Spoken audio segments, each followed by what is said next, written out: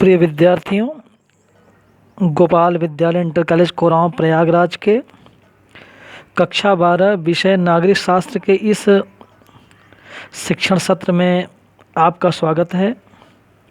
विद्यार्थियों, आपने इसके पहले वाले वीडियो में नव अंतर्राष्ट्रीय आर्थिक व्यवस्था क्या है, इसकी क्या क्या विशेषताएं हैं, इसके संबंध में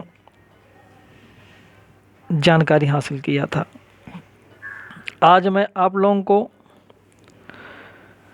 नव अंतर्राष्ट्रीय आर्थिक व्यवस्था की स्थापना हेतु विभिन्न संगठनों द्वारा किए गए प्रयासों के बारे में बताऊंगा। विद्यार्थियों, 70 के दशक में नव अंतर्राष्ट्रीय आर्थिक व्यवस्था की स्थापना के लिए विभिन्न स्तरों पर अनेक प्रयास हुए। संयुक्त राष्ट्र संघ के स्तर पर क्या क्या प्रयास हुए? विद्यार्थियों, संयुक्त राष्ट्र संघ के स्तर पर अंकटाड तथा यूएनआईडीओ के माध्यम से अनेक प्रयास किए गए। अंकटाड के स्तर पर क्या प्रयास किए गए? सबसे पहले आप लोग जानिए अंकटाड है क्या। United Nations conference on trade and development, UNCOTAD, UNCTAD. विद्यार्थियों, इस स्तर पर सन 1964 से लेकर अब तक कई सम्मेलन हुए जिनका उद्देश्य अंतर्राष्ट्रीय अर्थव्यवस्था को संप्रभुता संपन्न, समानता तथा सहयोग के आधार पर पुनर्गठित करना रहा है, जिससे इनको न्याय पर आधारित बनाया जा सके।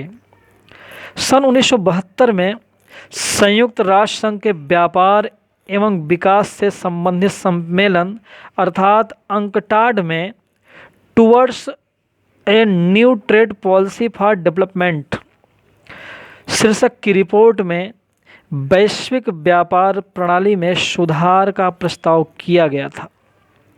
इस रिपोर्ट में कहा गया था कि सुधारों से अल्प विकसित देशों को अपने उन प्राकृतिक संसाधनों पर नियंत्रण प्राप्त होगा जिनका दोहन पश्चिम के विकसित देश करते हैं।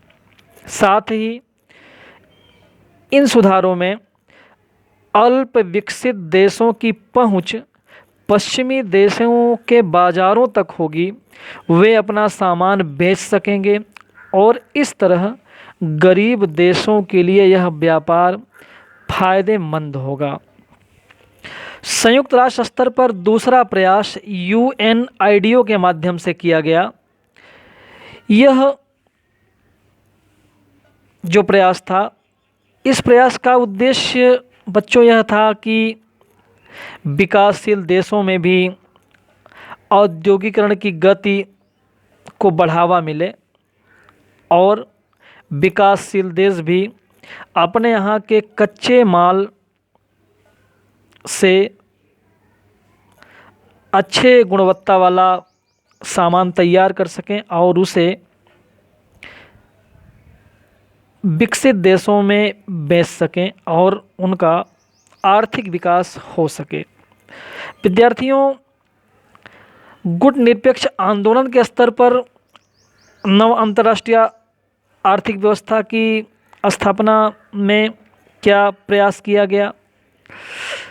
1970 के दशक में गुट निरपेक्षता की प्रकृति भी धीरे धीरे बदली और इसमें आर्थिक मुद्दों को अधिक महत्व दिया जाने लगा। इसके फलस्वरूप गुट निरपेक्ष आंदोलन आर्थिक दबाव समूह बन गया। जैसे हम कह सकते हैं कि सन 1970 के लुसाका शिखर सम्मेलन में गुट निरपेक्ष देशों ने आर्थिक समस्याओं की ओर ध्यान दिलाया। इसी प्रकार से बच्चों, सन 1973 में अल्जीरियस के चौथे शिखर सम्मेलन में गुट निरपेक्ष देशों ने यह प्रस्ताव पारित किया कि संयुक्त राष्ट्र महासचिव से कहा जाए कि उच्च राजनीतिक स्तर पर महासभा का अधिवेशन बुलाया जाए, जिससे विकास की समस्याओं पर ही विचार विमर्श किया जाए। गुटनिरपेक्ष देशों की इसी पहल के क्रियान्वयन के रूप में संयुक्त राष्ट्र महासभा का छठा अधिवेशन बुलाया गया, जिसे नव अंतर्राष्ट्रीय आर्थिक व्यवस्था स्थापित करने की घोषणा के माध्यम से हुआ और कार्रवाई योजना के ऐतिहासिक प्रस्ताव पारित किए। इस प्रकार से बच्चों गुटनिरपेक्ष आंदोलन के स्तर पर भी नव अंतर्राष्ट्रीय आर्थिक व्यवस्था की स्थापना हेतु प्रयास किए गए। विकासशील राष्ट्रों के स्तर पर क्या क्या प्रयास किए गए आप लोग यह भी जान लो। सन 1982 में दिल्ली में हुए विकासशील देशों के सम्मेलन में इनको आत्मनिर्भर बनाने के लिए आह्वान किया गया और नई अंतर्राष्ट्रीय आर्थिक व्यवस्था में सहयोग हेतु 8 सूत्री कार्यक्रम रखा गया। इसमें संरक्षणवाद की समाप्ति पर भी बल दिया गया। विद्यार्थियों, नव अंतर्राष्ट्रीय आर्थिक व्यवस्था की स्थापना हेतु विभिन्न वैश्विक संगठनों द्वारा प्रयास तो किए गए, लेकिन इस व्यवस्था को स्थापित करने के प्रयासों को विफलता भी मिली। 1980 के दशक के उत्तरार्ध तक नव अंतर्राष्ट्रीय आर्थिक व्यवस्था की स्थापना के प्रयास मंद पड़ गए, धीमे पड़ गए। इसके अनेक कारण थे। कुछ कारणों को मैं आपके सामने रख रहा हूँ, जैसे विकसित देशों का कठोर रुख। बच्चों, विकसित देश वर्तमान अंतर्राष्ट्रीय अर्थव्यवस्था में किसी प्रकार का परिवर्तन या सुधार करने के लिए कतई तैयार नहीं थे। वे एक स्वर में इन सुधारों का विरोध करते रहे। वे विश्व बैंक और अंतर्राष्ट्रीय मुद्रा कोष जैसी संस्थाओं में अपनी अधिमान्य स्थिति को बनाए रखना चाहते थे। वे ये चाहते थे कि विश्व बैंक और अंतर्राष्ट्रीय मुद्रा कोष जैसी जो संस्थाएं हैं उनमें हमारा वर्चस्व बना रहे। वे इन संस्थाओं में विकासशील देशों को किसी प्रकार का प्रभाव या महत्व देने को तैयार नहीं थे। वे विकासशील देशों के विदेशी कर्जों, विकसित व विकासशील देशों में अंतर, असंतुलन और अन्य संबंधित समस्याओं पर विचार विमर्श के लिए तैयार नहीं हैं। इसका विफलता का दूसरा जो कारण है वो ओपेक देशों के हित। प्यारे बच्चों, दक्षिण के जो ओपेक देश अपने अतिरिक्त धन को लंदन और न्यूयॉर्क में लगाने को तैयार हैं, किंतु बांग्लादेश और मलावी में लगाने को तैयार नहीं हैं। अर्थात हम कह सकते हैं कि ओपेक देशों के हित विकसित देशों के साथ जुड़े हैं, विकासशील देशों के साथ नहीं। इससे नव अंतर्राष्ट्रीय आर्थिक व्यवस्था को स्थापित करने के प्रयासों को धक्का लगा। इसका अन्य कारण विकासशील देशों में एकजुटता का अभाव। विद्यार्थियों, आप लोग जानते हो कि संगठन में शक्ति होती है। एक और विकसित देश एक स्वर में संगठित होकर नव अंतर्राष्ट्रीय आर्थिक व्यवस्था का विरोध कर रहे हैं, वहीं अल्प विकसित और विकासशील देश अपनी एकजुटता नहीं दिखा रहे हैं, बल्कि परस्पर विरोध भी कर रहे हैं। और विरोध की स्थिति में किसी भी व्यवस्था को स्थापित करने का प्रयास विफल होना स्वाभाविक ही है।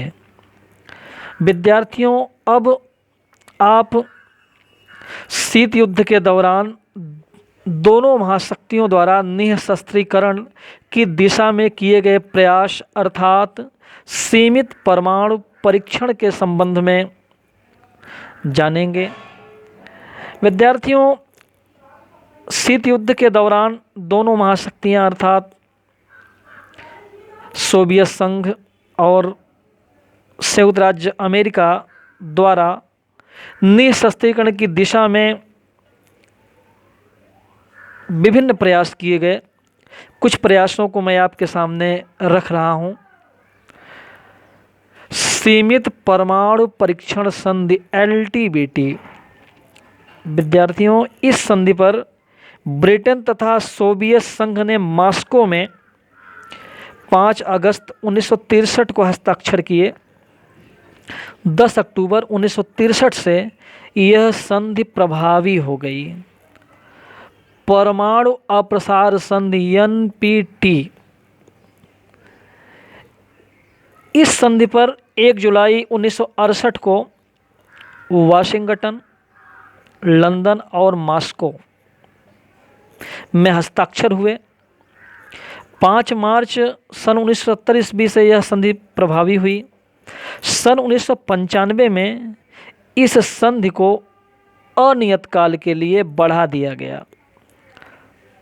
सामरिक अस्त्र परिसीमन वार्ता first SALT first strategic arms limitation talks अर्थात SALT। इस वार्ता का पहला चरण नवंबर 1969 में आरंभ हुआ। सोवियत संघ के नेता लियोनिड ब्रेजनेव और अमेरिका के राष्ट्रपति रिचर्ड निक्सन ने मॉस्को में 26 मई 1972 को समझौते पर हस्ताक्षर किए। यह समझौता 3 अक्टूबर 1972 से प्रभावी हुआ। सामरिक अस्त्र परिसीमन वार्ता सेकंड SALT सेकंड अर्थात स्ट्रेटजिक आर्म्स लिमिटेशन टॉक्स। इस वार्ता का दूसरा चरण नवंबर 1972 में प्रारंभ हुआ। अमेरिकी राष्ट्रपति जिमी कार्टर और सोवियत संघ के नेता लियोनिड ब्रेजनेव ने वियना में 18 जून 1972 को संधि पर हस्ताक्षर किए। विद्यार्थियों, इसका अगला प्रयास सामरिक अस्त्र न्यूनीकरण संधि first START first strategic arms reduction संधि। इसमें अमेरिकी राष्ट्रपति जॉर्ज बुश सीनियर और सोवियत संघ के राष्ट्रपति मिखाइल गोर्बाचोव ने 31 जुलाई 1991 को इस संधि पर हस्ताक्षर किए। सामरिक अस्त्र न्यूनीकरण संधि सेकंड START सेकंड। इस संधि पर बच्चों रूसी राष्ट्रपति बोरिस एल्सिन और अमेरिकी राष्ट्रपति जॉर्ज बुश सीनियर ने सोवियत संघ की राजधानी मॉस्को में 3 जनवरी 1993 को हस्ताक्षर किए।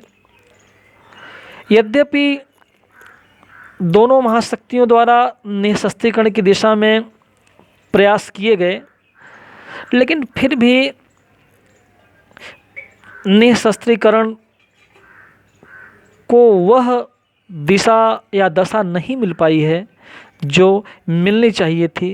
और इसमें हम लोग कह सकते हैं कि कहीं न कहीं शस्त्रीकरण की होड़ जैसी स्थिति विश्व में है। धन्यवाद।